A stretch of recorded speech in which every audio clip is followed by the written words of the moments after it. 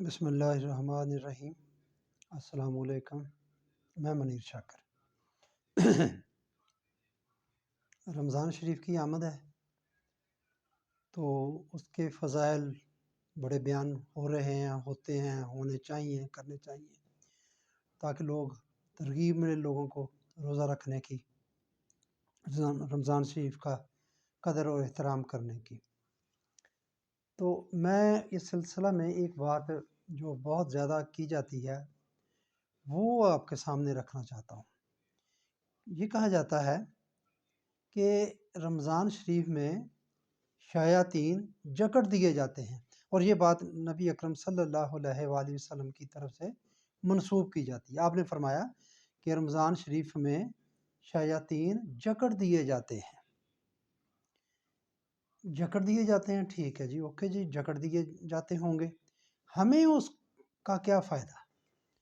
شیاطین کے جکڑے جانے کا ہمیں کیا فائدہ؟ فائدہ تو اسی صورت میں نظر آتا ہے جیسے کہ ہمارا عقیدہ ہے کہ وہ ہم سے برائیاں کرواتا ہے، گناہ کراتا ہے، اللہ کی نافرمانی کرواتا ہے، خود نافرمان ہے، نافرمانی کرواتا ہے۔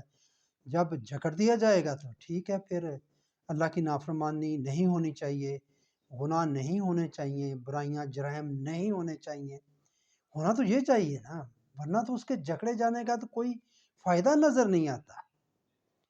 یا مطلب مجھے سمجھ نہیں آتی کہ پھر اس کے جکڑے جانے پر ہمیں کیا خوشی یا یہ کیا فضیلت ہوئی رمضان کی کہ شیطان کو یا شیاطین کو جکڑ دیا جاتا ہے۔ تو یہ میرے بھائیوں سوچنے والی بات نہیں ہے۔ تو کیا جکڑ دیا جاتا ہے؟ اس جکڑنے سے کیا ہوتا ہے؟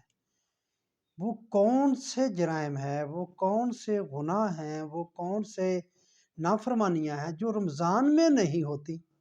ہم یہی کہتے ہیں شیطان کرواتا ہے، تو شیطان کو جکڑ دیا گیا تو وہ گناہ نہیں ہوں گے۔ ہونا تو یہ چاہیے تمام کے تمام گناہ کرنا ختم ہو جائیں، جرائم ختم ہو جائیں، بالکل ہر طرح کی نافرمانی اللہ کی رک جائے، وہ شیطان تو جکڑ دیے گئے۔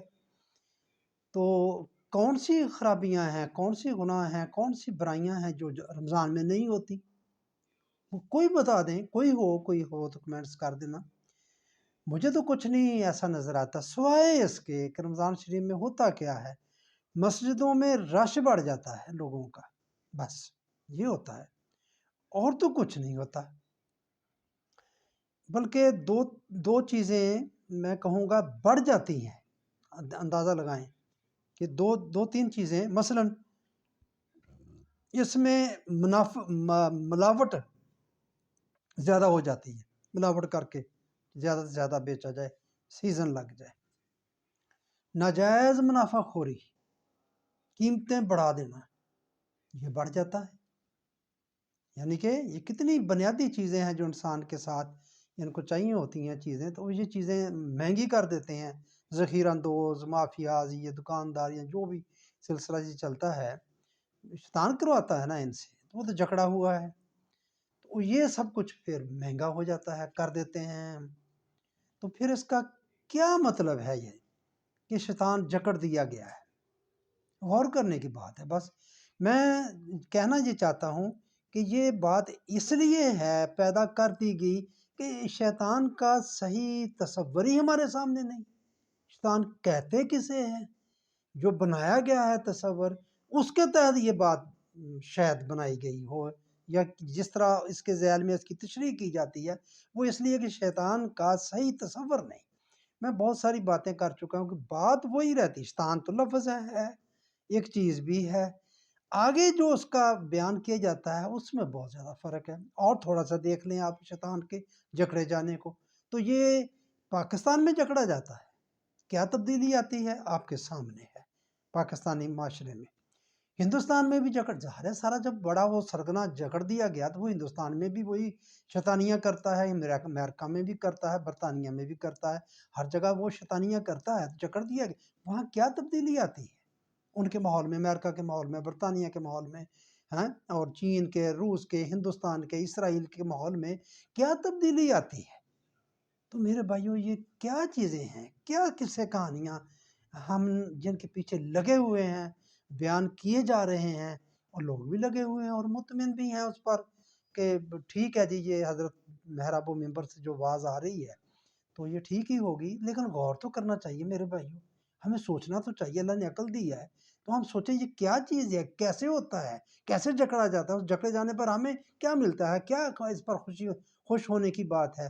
تو مطلب یہ بات آپ اس پر غور کریں، یہی بات میں آپ کے سامنے رکھنا چاہتا تھا۔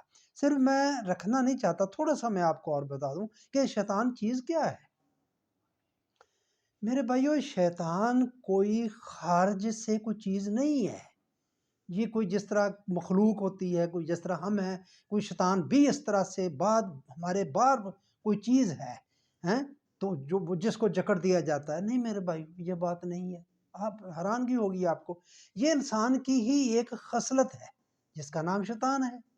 انسان کے اندر یہ تو ہے نا کہ نبی کریم صلی اللہ علیہ وآلہ وسلم نے فرمایا کہ ہر ایک کے ساتھ شیطان پیدا کیا گیا اور میں نے اپنے شیطان کو مسلمان کر لیا۔ تو یہ انسان کی اپنی خصلت ہے۔ اور پھر دیکھیں آپ، یہاں اس سے اور ایک بہت بڑی بات پیدا ہوتی ہے کہ اس کو پیدا کس نے کیا ہے؟ جیسا کہ میں عرض کرتا آ رہا ہوں، اللہ نے تو کوئی چیز ابس پیدا نہیں کی، نقصان دہ پیدا نہیں کی۔ بجاد کل خیر، وہ خیر کا سر چشمہ ہے، خیر ہی اس سے صدور ہوتا ہے۔ تو یہ شیطان کس نے پیدا کر دیا؟ پہلے سمجھنا ہوگا کہ شیطان ہے کیا۔ یہاں میں صرف بات شیاطین کے جکڑنے کی کر رہا ہوں، اس لیے مختصر میں آپ کو بتا دیتا ہوں کہ یہ جو جذبات ہیں انسان کے، یہ اللہ نے پیدا کی ہے۔ کس لیے پیدا کی ہے؟ اس کے فائدے کے لیے بھی ہے۔ مثلا جنسی جذبہ ہے، انسانی نسل کو بڑھانے کے لیے اس جذبے کی ضرورت تھی تو پازیٹیو، ٹھیک ہو گیا۔ آگے انسان کی رہنمائی کی کہ اس جذبے کو کس طرح بروئے کار لانا ہے، نکاح کی شکل میں لانا ہے اور لا کے نسل کو آگے بڑھانا ہے۔ اب یہ جذبہ تو اپنی جگہ پر قائم ہے، مگر ہم نے اس کا مس یوز کیا، زنا کی طرف چلے گئے۔ جب زنا کی طرف چلے گئے تو یہ وہ جذبات، کھانے کا جذبہ ہے نا، یہ تمام آپ جذبات جو ہیں ان کو اکٹھا کر لیں۔ اللہ نے ان کو پیدا کیا ہے انسان کے فائدے کے لیے، یہ اس کی حکمت ہے۔ اور ہم نے ان کا جب غلط استعمال کیا تو وہ شیطان بن گیا۔ وہ ہیں جذبات جو وحی کے تابع نہیں، جو قرآن کے تابع نہیں، جو اللہ رسول کے تابع نہیں ہوتے، نہیں آتے، وہ شیطان ہے، شیاطین کہہ لیں، وہ جذبات ہیں۔ تو میرے بھائیو، اب مختصر میں آپ کو یہ بات بتا دی ہے۔ تو یہ شیاطین ہو گئے۔ یہ آپ بات لمبی ہو جائے گی، آدم کا جو ابلیس کے معاملے میں جو مکالمہ ہے، اللہ سے شیطان کا مکالمہ ہے، یہ جو باتیں وہ پھر کیا ہوئی؟ تو میرے بھائیو، وہ میں بتاتا ہوں کہ وہ تمثیلی انداز ہے ہمیں سمجھانے کے لیے۔ اللہ تعالیٰ نے وہ ایک تمثیلی انداز، جیسے کہ میں پہلے بھی کہہ چکا ہوں، یہ شاعری ہے، اس میں علامہ اقبال نے مطلب یہ پہاڑ اور گلہری، یہ جگنو بلبل اور اس طرح، اور بکری اور گائے، یہ حالانکہ بت کو بولتی نہیں ہیں، ان کی آپس میں کیا گفتگو ہونی، وہ ایک طرح سے بات کو سمجھانے کے لیے تمثیلی انداز اللہ تعالیٰ نے وہ اپنایا، ہمیں بات کو سمجھانے کے لیے کہ وہ چیزیں ہماری عقل میں آ نہیں سکتی ایسے، تو وہ سمجھانے کے لیے بات کی تمثیلی انداز۔ تو یہ میں بات مختصر کہنا چاہتا ہوں کہ شیاطین کو سمجھیں کہ وہ کیا ہے۔ دوسری بات یہ سمجھیں کہ جو باتیں کہانیاں ہمیں سنائی جاتی ہیں، ان کی حقیقت کیا ہے اور مطلب اصل میں کیا ہے، اور اس کی کہانیاں اور جو افسانے ہیں وہ کیا ہیں۔ تو بس مختصر یہ بات ہی، مختصر لمبی تو ہو گئی کہ یہ رمضان میں شیاطین کو جکڑنے کا کیا مطلب ہے، آپ نے ان کو کیسے جکڑنا ہے، جیسے رمضان میں ہی جکڑنا ہے یا باقی بھی مہینوں میں آگے پیچھے بھی ہم نے جکڑنا ہے۔